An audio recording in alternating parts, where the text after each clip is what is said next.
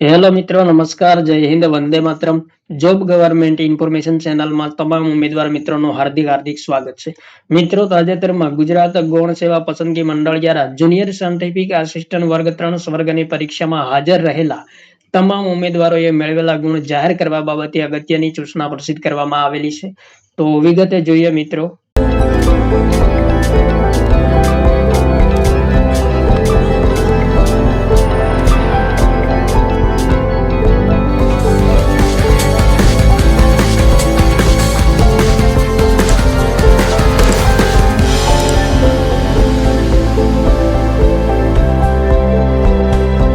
સરકાર શ્રીના નર્મદા જળ સંપત્તિ પાણી પુરવઠા અને કલ્પસર વિભાગના નિયંત્રણ હેઠળના ખાતાના વડા ગુજરાત ઇજનેરી સંશોધન સંસ્થા વડોદરાની કચેરી હસ્તકના જુનિયર સાયન્ટિફિક આસિસ્ટન્ટ વર્ગ 3 સંવર્ગની કુલ 40 જગ્યાઓ માટે મંડળ દ્વારા પ્રસિદ્ધ કરવામાં આવેલ જાહેરાત ક્રમાંક 317/2025-26 અંતર્ગત 8/9/2025 ના રોજ MCQ CBRT પદ્ધતિથી પરીક્ષા યોજવામાં આવેલ હતી અને પરીક્ષાની પ્રોવિઝનલ આન્સર કી 10/9/2025 ના રોજ મંડળની વેબસાઇટ પર પ્રસિદ્ધ કરવામાં આવી હતી.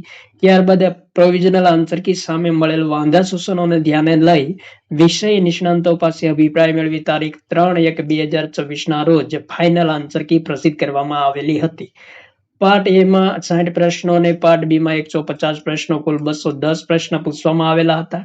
પાર્ટ એ માં એક પ્રશ્ન રદ થવાના કારણોસર 59 પ્રશ્નો અને કુલ 60 માર્ક્સ મુજબ પ્રત્યેક સાચા જવાબ માટે +1.0 1695 માર્ક્સ આપવામાં આવેલ અને ખોટા જવાબ માટે -0.25424 માર્ક્સ કાપવામાં આવેલ.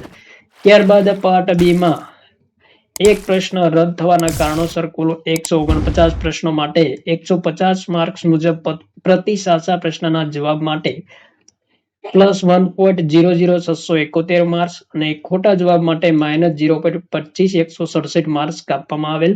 તે મુજબ સ્પર્ધાત્મક પરીક્ષામાં હાજર રહેલા કુલ 3103 ઉમેદવારોએ મેળવેલ ગુણ દર્શાવતી બેઠક ક્રમાનુસારની યાદી એનેક્સર A સાથે સામેલ કરેલ છે, જે જોઈ લેવા સંબંધિત ઉમેદવારોને જણાવવામાં આવેલ છે. તો તારીખ 22/1/2024 ના રોજ પ્રસિદ્ધ કરવામાં આવેલી અગત્યની સૂચના છે. તો અહીં મિત્રો એનેક્સર A આપેલું છે. તમામ ઉમેદવારોએ મેળવેલા ગુણ જોવા મળશે. જે ઉમેદવારોએ પરીક્ષા આપી હોય તેમણે પોતાના ગુણ અવશ્ય જોઈ લેવા. ટોટલ મિત્રો જોવા જઈએ તો 3103 ઉમેદવારોએ પરીક્ષા આપેલ છે અને તમામ ઉમેદવારોએ મેળવેલા ગુણ જાહેર કરવામાં આવેલા છે. તો તમામ ઉમેદવારોએ પોતાના ગુણ જોઈ લેવા જરૂરી છે. સાથે સાથે મિત્રો ગુજરાત ગૌણ સેવા પસંદગી મંડળ દ્વારા જાહેરાત ક્રમાંક 317/2025-26 જુનિયર સાયન્ટિફિક આસિસ્ટન્ટ વર્ગ 3 સંવર્ગના ઉમેદવારોના અસલ પ્રમાણપત્રોની ચકાસણી માટે પણ અગત્યની સૂચના જાહેર કરવામાં આવેલી છે. તો 8/9/2025 ના રોજ યોજાયેલ MCQ CBRT પરીક્ષામાં ઉપસ્થિત રહેલ 3103 ઉમેદવારોએ મેળવેલ ગુણ સાથેની ઉમેદવારોના પરીક્ષાના બેઠક ક્રમાનુસારની યાદી 22/1/2024 ના રોજ મંડળની વેબસાઇટ પર મૂકવામાં આવેલ છે, જે જોઈ લેવા સંબંધિત ઉમેદવારોને જણાવવામાં આવેલ છે. અને તે ઉમેદવારો પૈકી પસંદગી યાદીમાં સમાવવા પાત્ર સંભવિત ઉમેદવારો કે જેઓના અસલ પ્રમાણપત્રોની ચકાસણી કરવાની થાય તેવા કુલ 80 ઉમેદવારોના પરીક્ષાના બેઠક ક્રમાનુસારની યાદી અને અસલ પ્રમાણપત્રો ચકાસણી સંબંધે ઉમેદવારો માટેની સૂચનાઓ નીચે દર્શાવ્યા મુજબ છે. તો મિત્રો અહીં પ્રમાણપત્રો ચકાસણી કાર્યક્રમ આપેલું છે, સ્થળ આપેલું છે અને સામેલ એનેક્સર બી પણ આપેલું છે. તો 1 થી 40 સુધીના સિરિયલ નંબર ધરાવતા ઉમેદવારોએ 31/1/2024 શનિવારના રોજ સવારે 10:30 કલાકે પ્રમાણપત્રો ચકાસણી માટે હાજર રહેવાનું છે. ત્યારબાદ 41 થી 80 સુધીના સિરિયલ નંબર ધરાવતા ઉમેદવારોએ 31/1/2024 ના રોજ બપોરે 14 કલાકે પ્રમાણપત્રો ચકાસણી માટે હાજર રહેવાનું છે.